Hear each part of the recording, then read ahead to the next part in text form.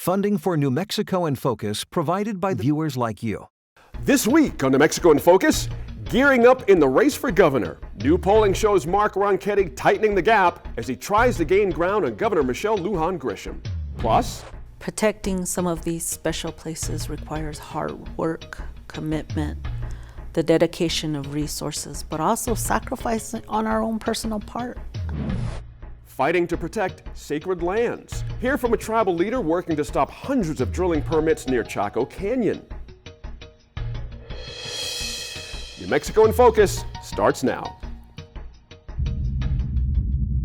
Thanks for joining us this week. I'm your host, Gene Grant. A new study shows the U.S. military's economic impact in New Mexico may be larger than we ever realized. At the bottom of the hour, we're going to dive into those numbers and talk about some of the environmental costs that weren't considered in this report. The U.S. military is staying out of a major conflict in Ukraine, at least for now. Coming up later in the show, senior producer Lou DeVizio speaks with a journalist and filmmaker with ties to New Mexico who spent months on the front lines of the war in Ukraine. He tells us why he thinks the Ukrainian people have been so effective in holding off Russian advances. But first, we're staying here in New Mexico where the race for governor has entered a new phase. GOP nominee Mark Ronchetti and Democratic incumbent Michelle Lujan Grisham faced off for their first debate last week on KOB TV, and there have been new developments since. Let's get right to the line. Welcome to our Line Opinion panelists. This week, we're happy to have former New Mexico State Senator Dianne Snyder. Attorney Laura Sanchez is with us. She's a regular, always glad to have her. And editorial page editor at the Santa Fe New Mexican, that would be Inez Russell Gomez, with us today as well. Thank you, Inez, for joining us. Now, we're starting things off with the governor's race, which has hit another gear after a debate on KOB last week, KOB TV.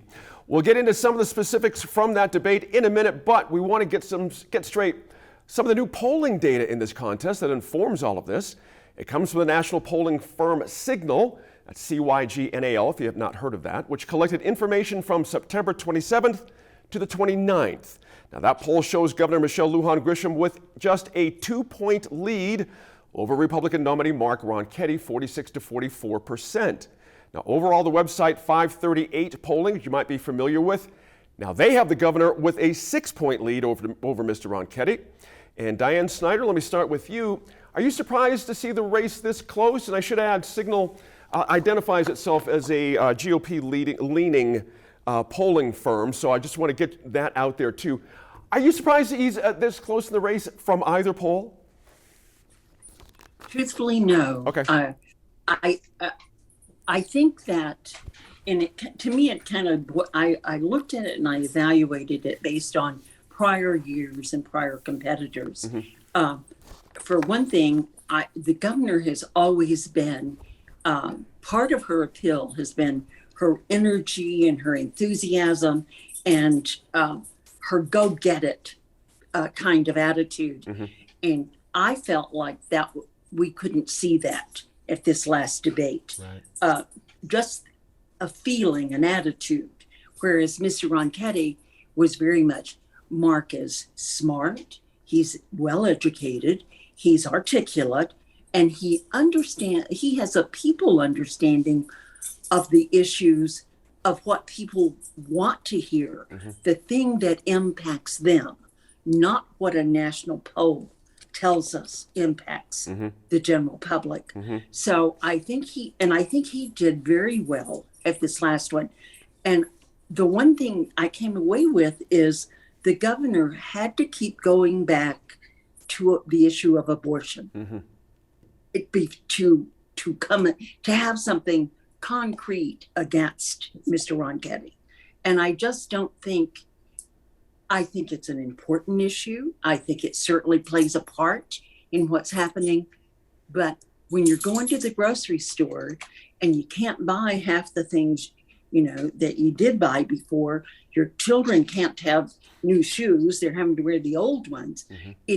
The economy and the impact, families are feeling that personally more than the abortion issue, unless I don't know, but I just feel like that makes up the difference. Is Mark talked about crime, and crime is really important.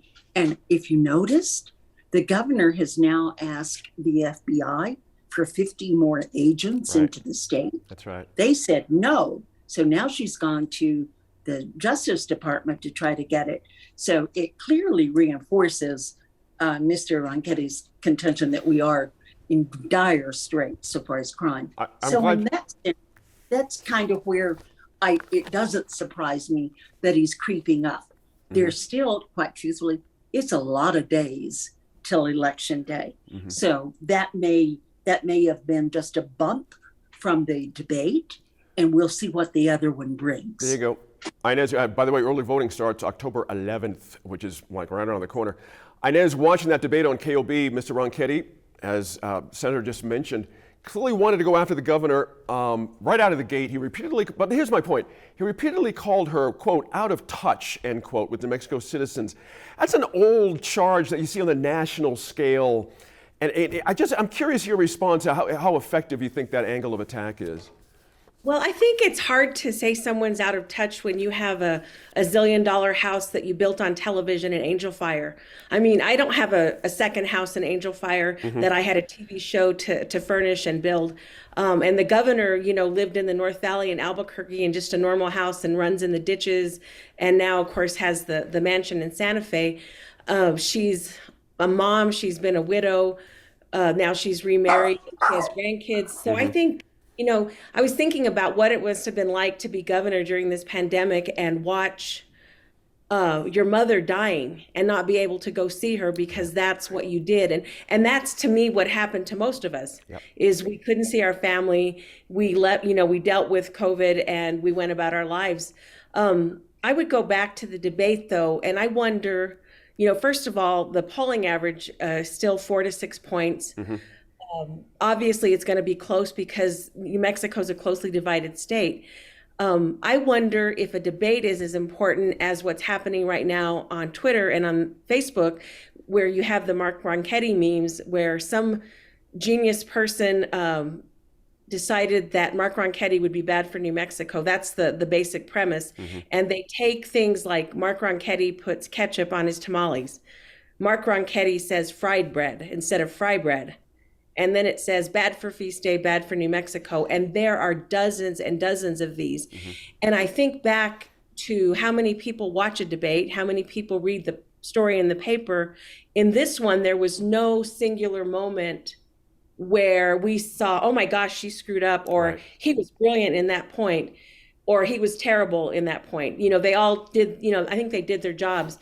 So I wonder if a debate almost even matters if you don't have a knockout punch. And meanwhile, underground in a place where young people are and other voters who maybe don't go to the polls as frequently, places like Twitter and Facebook, you have Mark Ronchetti skis and jeans, bad for skiing, bad for New Mexico. I don't know if any of that makes a difference. I have no clue. But I think it's really interesting what's happening in the parts of the campaign we don't see on television. All I know is it's clogging my feed, and I'm like sleeping people for 30 days left and right to get out from under those Ronchetti memes. They're like, oh my some of them God. are not very funny. They're not. The nice thing is they're not that mean either. They're just there. But they're not. A lot of them are not good. Yeah, it'd be better if they were funny. That would be a lot better. Laura, interestingly, I want to go back to something Senator mentioned, and that is the constant use of the abortion issue for the governor. Now, when you think about it, Mr. Ronchetti's been forced to spend TV money up to this day on the abortion issue, and it almost seems like she's got him squeezed in a corner on this, and he can't get other things sort of out there to talk about outside of crime and generalities. Is she on the right track here? Just keep hammering abortion? Are these folks onto something here? So, I think the abortion issue is so extremely important to so many people in the state that it would be a misstep for her not to highlight the differences there. I think that's a huge issue. I think she's been very clear on her position on abortion. She worked to make sure that the law that was still on the books was repealed previously in anticipation of potentially having a situation where the Supreme Court would overturn Roe v. Wade. And so I think that's a big issue for her base, and for a lot of women in the state. And people, not just women, but certainly it would be a misstep for her not to keep going back to it. But the interesting thing, the observation that the senator had about her continuing to go back to that issue strikes me, well, I mean, he doesn't have a record. So it's not like she can go back to issues where he's voted or point. had any, sort of position where he was elected and had worked on any policy issues. So it's also kind of tricky because she needs to be able to sort of, in some ways, read the tea leaves about where he might be going on certain issues. And abortion is such a clear one where there's a difference there. He's come out with other ads recently about education and talking about how he has a plan for education. That's still, I think, an important issue, the education, economy, the abortion issue. But certainly, I think we're going to see some differences there. And I'm interested to know whether in the next debates we'll have a little bit more fleshing out of those kinds of issues as well. The more the social, stuff that the average New Mexican would be impacted by. Certainly education would be part of that. No doubt. Senator, just got a quick minute here, but I got to get your opinion on how the current governor, somehow was trying to tie Mr. Ronchetti to former Governor Susana Martinez. I mean, that was so out of the blue. I wasn't even quite ready for that. What did you make of that as a tactic? Yes, I was quite surprised because I'm going, in the world I live in, that's not been a major connection. Right. I mean, you have seen Susana going out and supporting, she's sports mark, I assume, but she hasn't been visible. Right. So I was, but the problem is all of us who are talking right now is we have more knowledge in some things than the average voter does. So that might work well with the average voter if they disliked Susana. If they liked her, then so it's a 50-50 chance on whether you're going to gain. Right. I don't see her gaining any Republican votes or independent votes by tying him to Susana Martinez. Gotcha. So. Inez, can you finish our segment with the same question? An effective tactic, trying to bring in former Governor Susana Martinez into this? I agree with the senator. Who knows what people will react to? Yeah. But I would say this: when you're going to bring her in, say Governor Susana Martinez, not your mentor, because they may not know who your mentor is. Right. I think it's a totally fair comparison because Jay McCluskey is the advisor to both of them. He is political, guru guy. And I think if you're a person whose child needs mental health care, or if you needed mental health care, you will have a reaction to the name Susana Martinez. So the key to tying it is to bring back the mistakes that people feel were made in the Martinez administration, which was the complete destruction of the behavioral health system in New Mexico. Yep. So I think if you tie a candidate to a person who did some things that were not good for the state, that can work. Thanks for our line opinion panel on that one. Well, I'll be back here with the group in less than 10 minutes to talk about a new report that details the staggering turnover among New Mexico public school superintendents and the impact it's having on our children's education. From roads to well pads to the visual landscape to the soundscapes that exist to the migration routes of wildlife to just the ability to connect with a sacred landscape and the ancestors in quietness and peace and solitude. All of that is lost with development. When you cast your ballot on November 8th, newly drawn district lines will be in use for the first time. Now, we covered that redistricting process extensively, from the independent commission that collected data and input to create recommended boundaries, to the legislature's final decision on each redrawn map. Now, a new report is raising questions about the intentions behind those final district lines. This week, New Mexico in Focus correspondent Gwyneth Dolan sat down with one of the co-authors of that report to find out how we could make this process more honest and effective. Professor Gabriel Sanchez, thank you so much for being here. Always a pleasure. Thanks for having me. You were part of a team that evaluated New Mexico's redistricting process. It's a big, long 59-page report. Yes. What's the major takeaway for you? Yeah, long, comprehensive report. If I had to say what's the one take-home message, is we had a much better process and outcomes with the CRC in place this cycle. But I think both the public and the experts I talked to are ready to go to the next step and have a truly independent commission with actually binding map decisions that doesn't have to rely on the legislature to actually implement them. I think that's the big take-home message. That's what everybody wanted to know, and fortunately we were able to find a pretty consensus, take on that. And I think that hopefully is helpful as we think about the next cycle some years from now. Yeah, I mean, in terms of some of the problems that we have seen in the past, I've done a lot of reporting on redistricting. You've looked at this a lot. The number one thing that people said to me, people who had been a part of it, lawmakers, demographers, said that the legislature pursues an incumbent protection plan. They draw districts that they are going to win next time. New Mexico state lawmakers tend to protect themselves. And you found, but that was anecdotal. You found some evidence for it. Yeah, obviously that was one of the big research questions that we started the report with. The line you often hear is, we should make sure that we have constituents that pick their legislators, not the other way around, legislators getting to pick who their constituents are through the redistricting process. And, a couple of different ways to look at that. One, in the survey, we asked folks about their perception of how that was done. Unfortunately, the legislature, and particularly the Senate, wasn't rated very well by the public, and we surveyed highly likely New Mexico voters. So these are the folks paying close attention to what was going on the ground.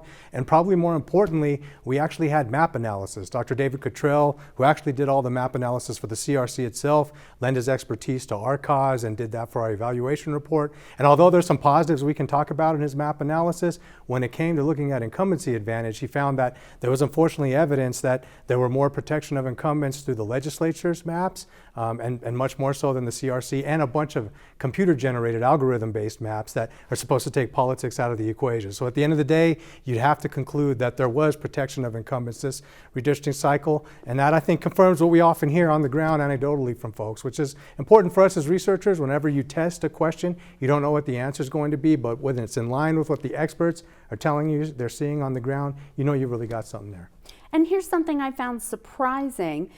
One thing that a lot of people had predicted was you've got Democrats in control of the legislature and the governor's office. A lot of people said they are just going to run the show here. They're going to make this a complete political gerrymander and advantage themselves the whole way.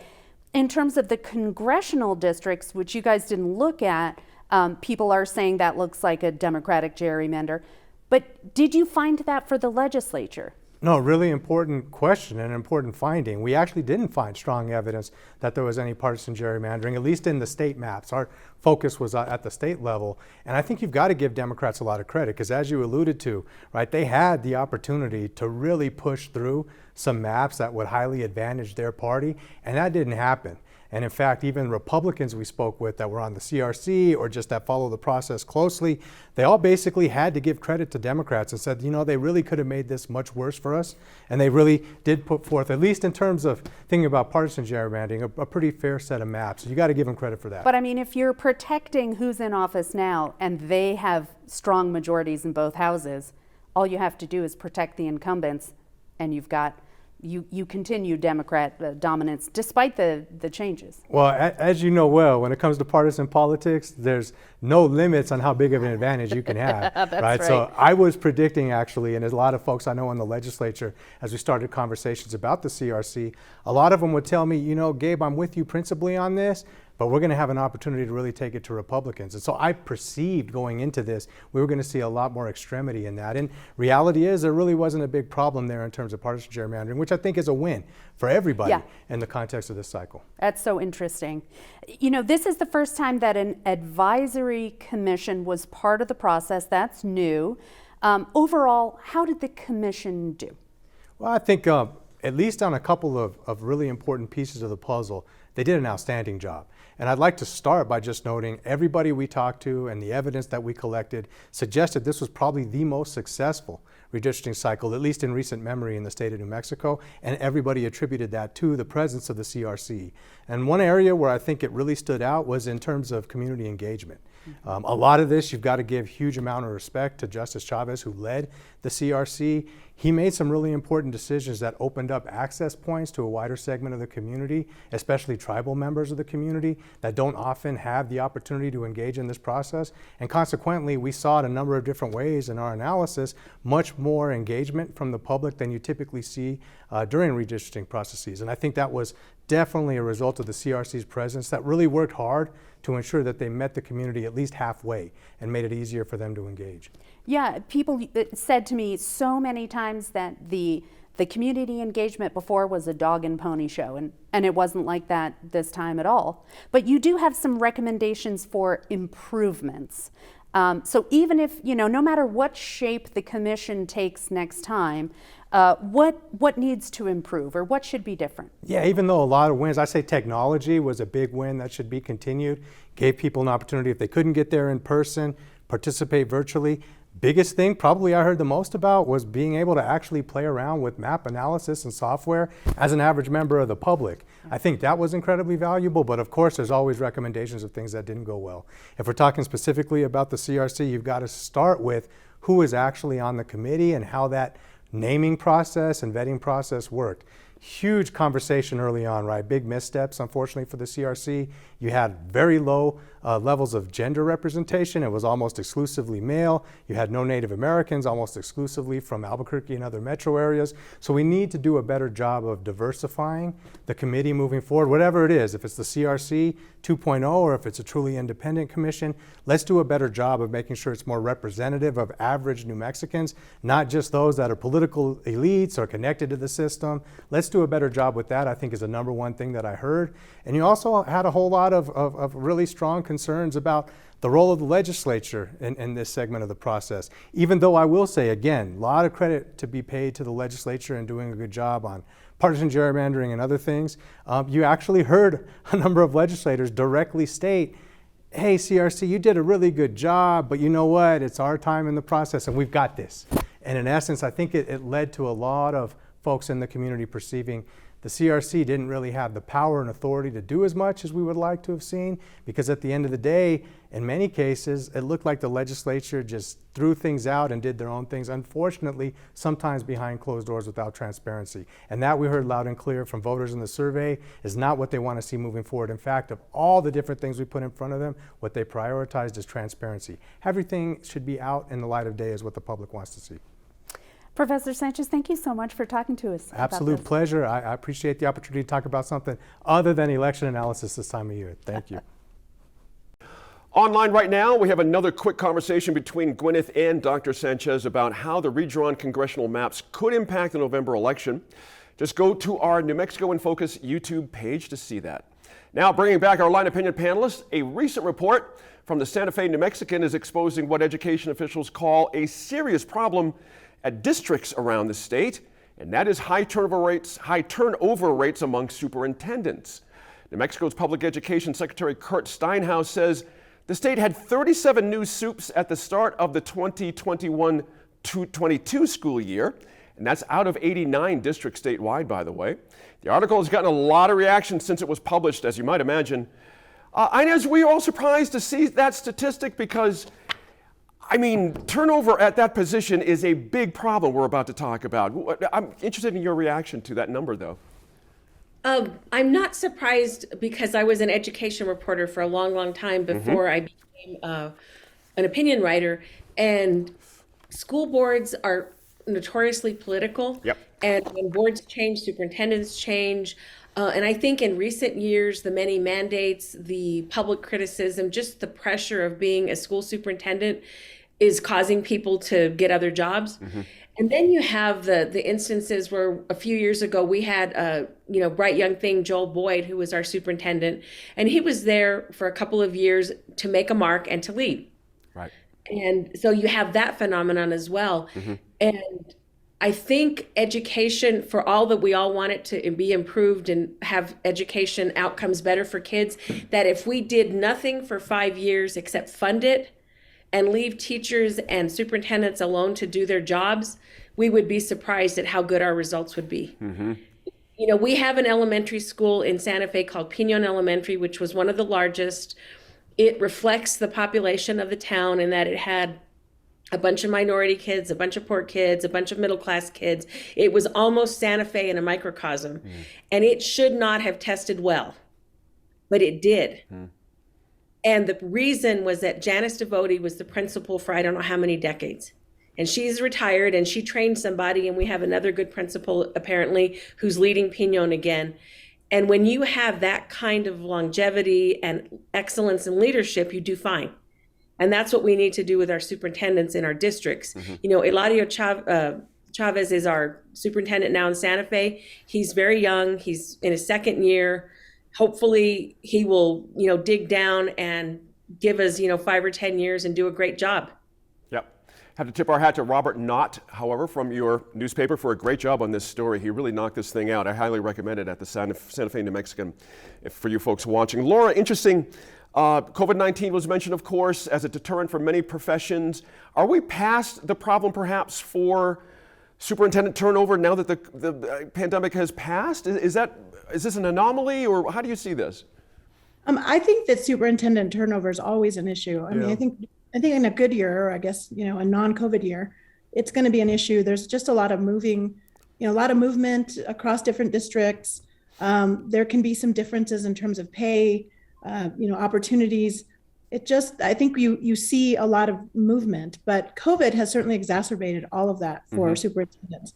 It's made it very, very stressful for them to have a cohesive, you know, campus, a school district that actually functions well. You've got a lot of issues with absenteeism. There's a lot of pressure regarding, you know, making sure that students have what they need and that teachers are also able to do their job. I mean, I think there's so much uncertainty, and I think it's caused a lot more stress for superintendents. And we just, in general, it's hard for us to attract people from out of state for these positions. And then we just have like not that many people in state that have risen to that level of becoming superintendents. So I think it's a real problem, and one that I hope that the Secretary Steinhaus is looking at. It sounds like they're certainly trying to figure out how to add more resources to the issue, training, whatever's necessary to make sure you continue to grow people and keep them in positions. Because that turnover, you know, creates such a huge problem. Whereas districts that have had a long time superintendent, you see them able to do better over time. That's right. Because they have those relationships that they've developed. For example, Sue Cleveland and Rio Rancho, you know, makes a big difference. Senator, the most interesting part of the story to me, managing relationships with school boards. I mean, this is a fraught situation for every superintendent. It's become so politicized, though. School boards. Do you know what I mean? You got people openly running ostensibly in opposition to the current superintendent. I mean, you know, what are superintendents supposed to do with recalcitrant, difficult boards? Is this part of the problem here? I think they do a lot of praying to, I'm sorry. I don't mean to be flippant about this, because this is a very, very serious issue. I think one of the things and school boards have this ability, with the help of the legislature, is one of the points that really struck me was the fact that in many cases, the pay between a top level teacher and a superintendent is minimal. Right. And you're going, okay, I can stay here and I can make this much. I can make 5,000 more if I go over here, but I've got 15 new responsibilities that are, and it becomes, is it worth it for me to do that? That's right. And yes, I have been amazed at how, because I grew up in a small town in Texas, and my daddy actually was on the school board at one time. But the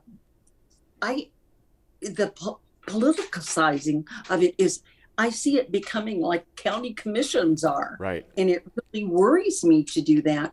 And instead of focusing on children, they're focusing on who's in charge and who's going to decide what we're teaching. And I think teachers who have the knowledge and experience to become superintendents go, No, thank you. Well, we've got another problem here, and that's principal turnover as well. Yeah. And that's part of it as well. Inez, let me give you the last word on this, on the school board issue. Once again, the school board has part of their job is to be able to fire the superintendent, right? It's your boss. And how to manage that political, minefield. To me, that would be the number one reason I would get out of the job, especially in a hot job market where, as Laura said, you can make $5 to $10 grand more. What's your thought on that? No, the school board is to pass the budget and hire and fire the superintendent. Those are their legislative charges. It's not to hire the wrestling coach or to fight with somebody over whether the teacher is doing curriculum that you don't like. What I would say is that it's really important. We're lucky in New Mexico that some of the political battles that have happened in other states that we've seen with screaming and all that kind of thing, we don't have that yet to that degree. We do have, sadly, school boards that are there to make sure their cousins get jobs and get rid of the superintendent because he wasn't mean to the coach who was mean to their grandson, that kind of thing. And we just need to get over that. The job of schools has to be educating children. Eddie Ortiz was the superintendent of Santa Fe Public Schools for over a decade before he sadly died in surgery too early. And he told me a great story about his first interview for a teaching job. He had gone to West Las Vegas and he got interviewed by the school board. And when he was interviewed by the school board for a teaching job, he said, I think I'll stay in Santa Fe. And he went back to Santa Fe, rose through the ranks, and was an absolutely visionary superintendent. There you go. And we need more people like that. That's a good story there to wrap that up. Exactly. Thank you all for that conversation. All right, we'll be right back here at the virtual roundtable in just about 10 minutes to talk about a new study detailing the military's impacts here in New Mexico. But it's what was left out of that report that's concerning environmentalists. Another environmental issue is circling overhead for people living near Chaco Canyon. They're challenging a plan for 370 new drilling permits near the national park. All right, now for decades, those developments have encroached on and destroyed landscapes that are sacred to many of the Southwest tribes. In the coming weeks, you'll hear from some of the people trying to protect Chaco. And this week, our land senior producer Laura Pascas talks with Teresa Pascual with the Pueblo of Acoma. Hi, Teresa. Thanks for being here. Hi, Laura. How you doing? Thanks for having me. I'm good. So I wanted to start, and I wish we were actually sitting there together today, right now. Chaco Canyon. Lots of people are familiar with it as a national park and a place they might visit for a day or maybe camp. But it's a lot more than that to the people of the Pueblo of Acoma and other tribes. And I was wondering if you could talk a little bit about why Chaco Canyon is so special. Sure. Chaco Canyon, as most people refer to it and know it as, is referred to as Washpa Shucka. There at my home community of Acoma. And it's significant because it plays an important role in the movement and migration of our people as they made their way into present day Acoma. Many pueblos and many tribes have some kind of relational context to that special and sacred place. Many pueblos reaffirm their present day connection to Chaco and also have stories and oral histories that take them through that greater Chacoan landscape as they made their way to the present day pueblos that they occupy now. And so these places were places where our ancestral people and their clans really started to form and organize into the distinct societies and Pueblo communities that we have today. And so they brought that knowledge, that skills, those the teachings that they acquired over centuries of living on the landscape, and really brought that forward into the present day communities. And so what we have now in our Pueblo communities here in the state of New Mexico really are the descendants of those people, the ancestral people who once occupied those lands. And so that's what gives it special meaning. So in the last, many decades, probably since the 1940s, the San Juan Basin has been a place that has been drilled for natural gas and more recently for shale oil, I think it's called. And I'm curious, there are hundreds, thousands of wells around that Chacoan landscape. And I know there's broad impacts, but what are some of the ways in which that drilling has affected the landscape and the people who are a part of it? We know that over 90% of federal lands in that greater Chacoan landscape have already been permitted for exploration and development. What the Pueblos and tribes have long been asking for their federal agencies is really the protection of that last remaining, I would say even less than 10%, as development continues. What is lost in that landscape really is everything that the development touches that is needed to support that kind of extraction, from roads to well pads to the visual landscape to the soundscapes that exist, to the migration routes of wildlife, to just the ability to connect with a sacred landscape and the ancestors in quietness and peace and solitude. All of that is lost with development, and you don't have to go far to see it. Whether you come in from the north side or come in through the south entrance to the park, one will see what different types of extraction have done over decades of development in that area. Because my village, Acoma, sits to the south, I happen to come in from the south entrance to the park.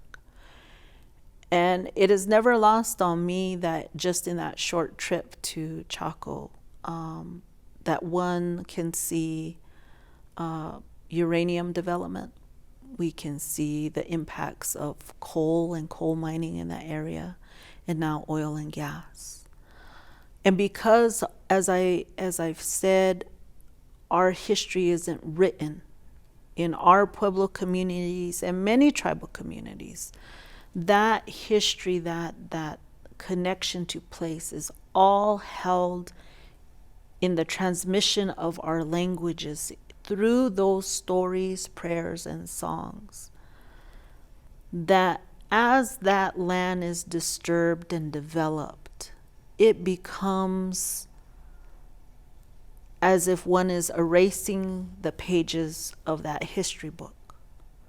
And we can't grow a new landscape. Certainly one may say, well, after the development, we'll try and regrow the grass and the plants, but really the context is lost. And so when we lose that and the ability to bring our children to those places, to teach them, then what we're impacting is the ability of a present day community to not only transmit that knowledge, but all of the knowledge that's contained within that landscape. Our ability to understand concepts in terms of conservation, in terms of stewardship, in terms of understanding how to deal with climate change.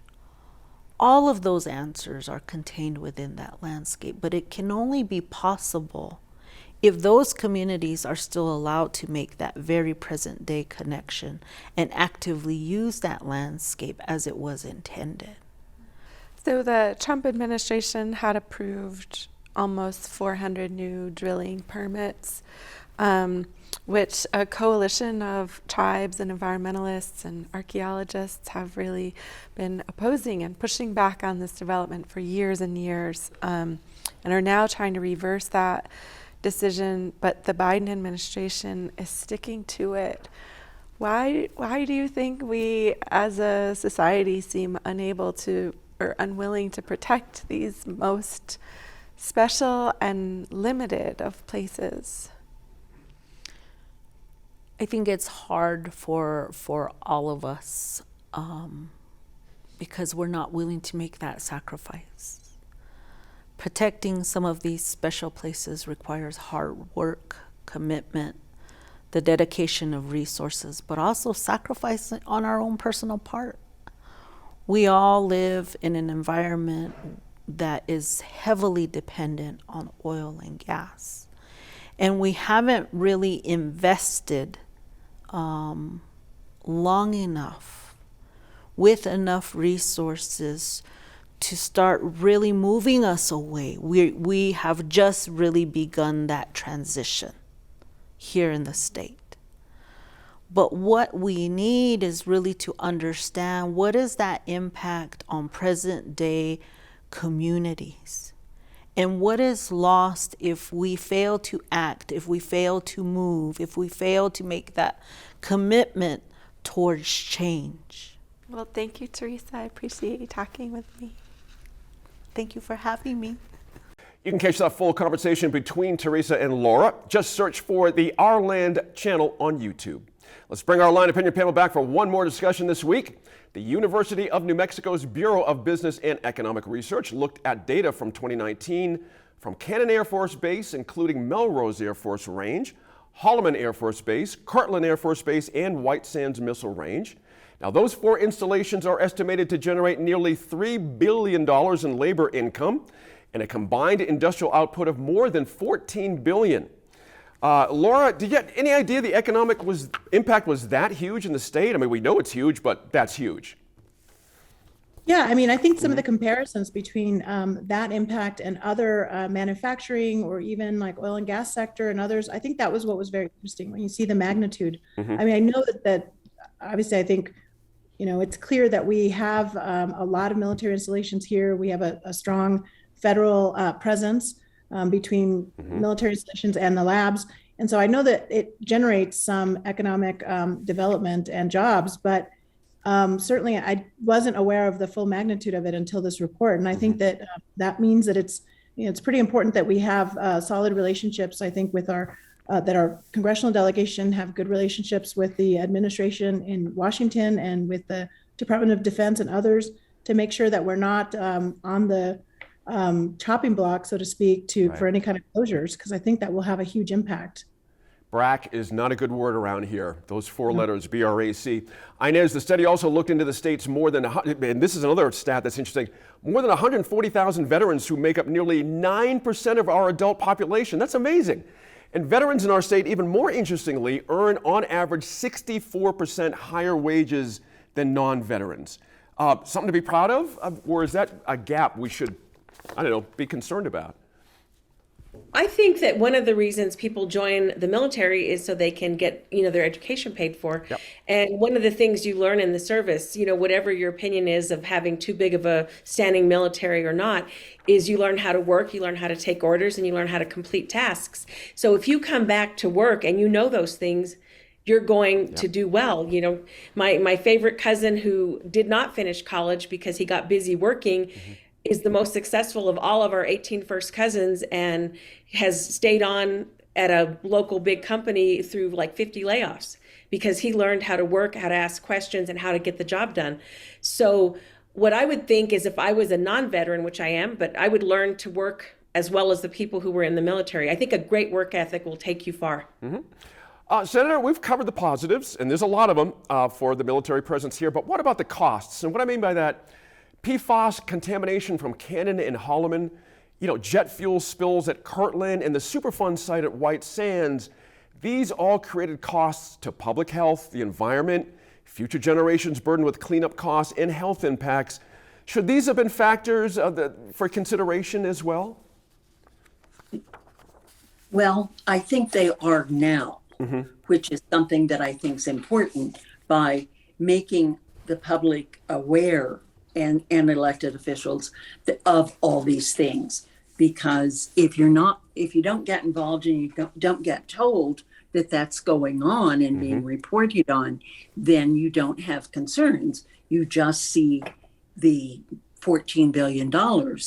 I think that as we go forward, and we've seen some monies appropriated to help do some of the cleanups and stuff, I think there will be a greater pressure on our elected officials, particularly our congressional delegation. I mean, we don't, with all due respect to the 5 of them, we don't have Pete Domenici up there fighting our battles to keep us going. And yes, we need to look at the environmental issues and the health issues, but what do we replace $14 billion with? Right. And I think people are concerned about that. Good point there. Hey, Laura, real quick, another significant cost, to stick with environment here, is pointed to is climate change. The Department of Defense is the world's largest institutional user of petroleum. A lot of folks don't know that.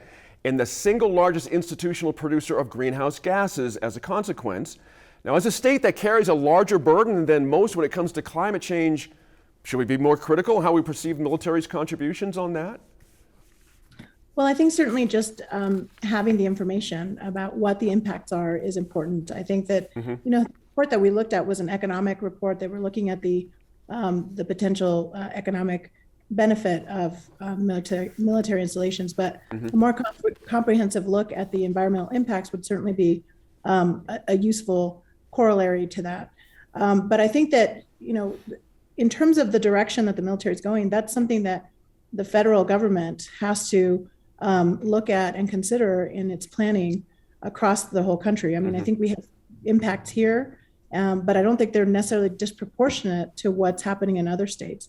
So it's something that I think at the federal level, and certainly our delegation can bring those issues up. But I know that over, I'd say the last 15 years since I've been aware of sort of renewable development, certainly the military has started to look more at trying to be more sustainable in their practices and trying to incorporate more renewable energy. But I think that, they're going to continue to move forward. And just given the geopolitical issues that we have, we need to have a strong military. And so it makes sense to think more sustainable long-term to address some of the climate change issues. Interesting point there. Inez, interesting, there was a story this week. The Navy is now working very hard on battery power, EV for submarines. And they're going to get there, you know what I mean? And the military can lead on these things. They have an interesting position. Do you know where I'm driving at here? To really affect change in a lot of ways. Well, when you think about the military, they helped desegregate the country. Yep. Earlier than everybody else. And That's I right. think the Defense Department has identified climate change as one of the threats to the country and the world. So I do believe that they will act. We have to get from petroleum to other ways to power vehicles. And if they can do it fast, I bet you they will. Yep. Because they're always looking at what works and what's efficient. Thanks again to our Line Opinion panel as always this week. Our Land senior producer Laura Paskus wrote extensively about this in her weekly newsletter. You can find a link and sign up for that on nmpbs.org. Now, our government and military leaders are watching closely as Russia continues its invasion of Ukraine. Russian President Vladimir Putin Wednesday signed laws annexing parts of the country into Russian control in the latest escalation in that conflict.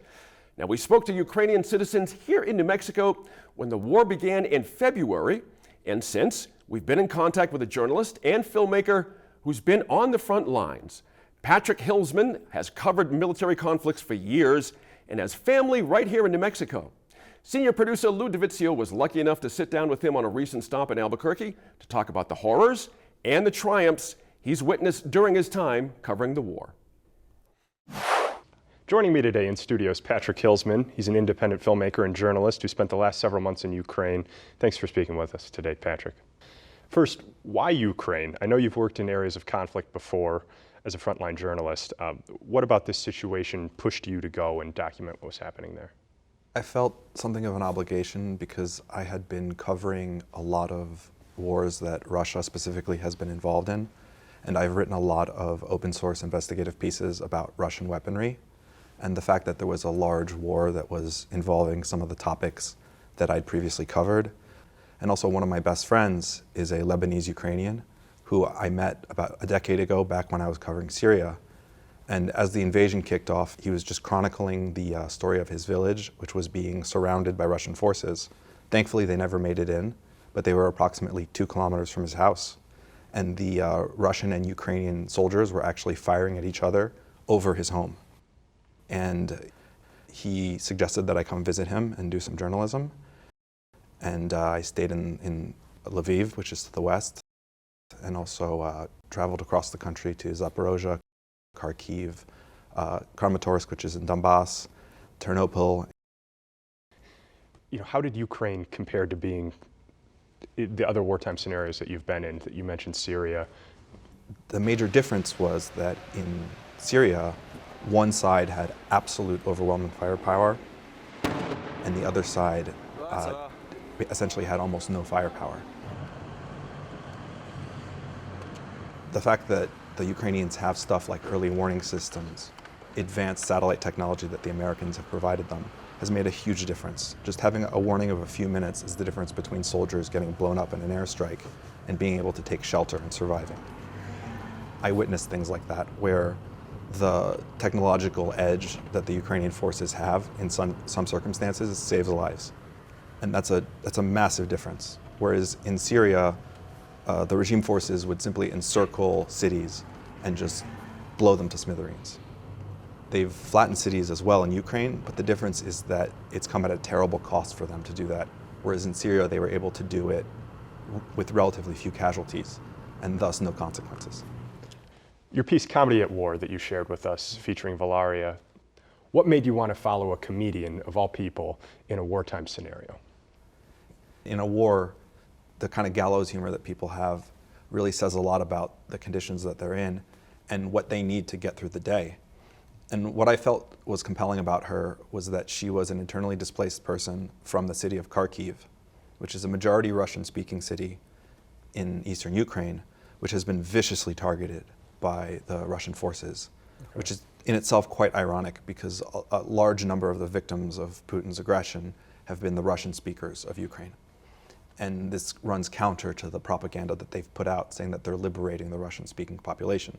Of course, the president is Russian-speaking. The experience that she described to us is absolutely harrowing because part of what makes it so stressful for people to leave home is that as they left, they didn't even know where they'd end up because the trains had to take the safest route to the west. So sometimes that would mean that they would end up in Ternopil or they'd end up in Lviv or elsewhere. And to have a country which in many ways looks like my country. You go into, they don't have Starbucks, but you can go into a coffee house, which is the equivalent of Starbucks. They have contactless payment. Everything appears as it would in America in a lot of ways. But then a few kilometers away, there's the second largest army in the world invading.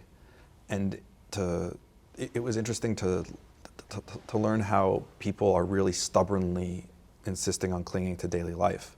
And in Kharkiv, for example, there is constant shelling. There have been a horrible number of civilian casualties, yet the subway still runs. And having the subway operational, despite shelling, despite bombing, despite Russian forces literally trying to encircle the city at a certain point, is very, it's inspiring, and it shows a certain amount of stubbornness to insist on continuing daily life. And I think that she, going on stage, making jokes about the war, which has robbed her of her home and of her career for the time being, was definitely something that we could all learn from. Sure. You mentioned that stubbornness, and we've heard examples of that from other people that we've talked to from Ukraine who are here in New Mexico and just watching news stories. But how much do you think that plays into the relative success that Ukraine has had holding off the Russians? I think that people might put a little bit too much emphasis on there being some kind of unique character trait to people that live there. Okay. Because they're not terribly different from anyone else in how they view life. People want their kids to go to school. People want to be able to enjoy their life and laugh and be happy, and people are still getting married. But it's part of the reason that they've been so successful in fighting back is simply that they just don't want to die. They've seen what's happened in cities like Mariupol, and it's an apocalypse. So the idea of banding together to try to resist that is not, it doesn't necessarily take a unique outlook or a unique stubbornness to be willing to resist. It's just people's insistence on living is really what their secret weapon is, I think. Now, you're back here in New Mexico where your parents live. And coming back, what do you want people to know here in the US, but here in New Mexico also, about what's happening in Ukraine? I want people to know that the propaganda that's being put forward about it being some kind of country that's oppressive to Russian speakers is laughable. President is a Russian speaker. The cities that are suffering the most from Russian bombardment are majority Russian speaking. A lot of the times if you go out on the front lines, the soldiers will be speaking in Russian. And it's in some parts of the country, it's unusual to hear Ukrainian spoken. And that is the pillar of Putin's propaganda, is the notion that he's liberating the Russian-speaking population of Ukraine. And it's just false, because the Russian-speaking cities have been just viciously targeted. And I think that it's important for people to understand that that is not true. That is not a truthful message that's coming from Russia. Secondly, Ukraine needs aid, period. There's a huge lack of some basic supplies. Fuel is almost impossible to come by. It's rationed. And for people to be able to live normally, they need vehicles, because Ukraine is a gigantic country. So traveling between cities now that air travel is grounded is incredibly difficult. It can, you can be in a car for 24 hours sometimes, and you just have to get used to living in cars in order to travel anywhere. And things like solar energy, hybrid vehicles, cars with better gas mileage, basic medical equipment, things that people are not thinking of very much in the media or in public consciousness are needed out there. For example, there's a lot of volunteers that are going over there to fight, right? Ukraine has a large army, and it has a lot of manpower. What would probably be more helpful for them would be experienced drivers, or medics, or people that are good at operating drones, people that are good at repairing vehicles, people that are good at software. There's a need for everything now. And we just look at the military side, but Ukraine's success so far has as much to do with them insisting on keeping civil society active as it does on the military aspect. Actually, one of the first things I said when I got there was that I said, I think Ukraine might actually be successful in this war. And my friend said, why? And I said, because I just paid for a soda at a gas station with a credit card, and it still works. A lot of the areas around Kyiv that were devastated by the Russian bombardment, you can go there now and they're repairing them. I was headed east once, and I remember there was a destroyed bridge, and we had to sort of drive down by the riverbed to a smaller bridge that had been built to try and to compensate for the fact that the bridge was blown up. And then a couple weeks later, when we came back, there was a new bridge there. And I said, this was blown up last time we were here, right? And it was repaired. So you see people fixing things under bombardment. That's extraordinary. And if you want to talk about what is contributing to them being able to at least fight for their independence, I think it has a lot to do with that. It's not just soldiers, it's everybody. You can watch a longer version of that interview Saturday evening on Colores. That airs at 4 p.m. right here on NMPBS. You can also watch Patrick Hillsman's short film Comedy at War on the New Mexico in Focus YouTube page. Thanks again for joining us and for staying informed and engaged. We'll see you again next week in Focus.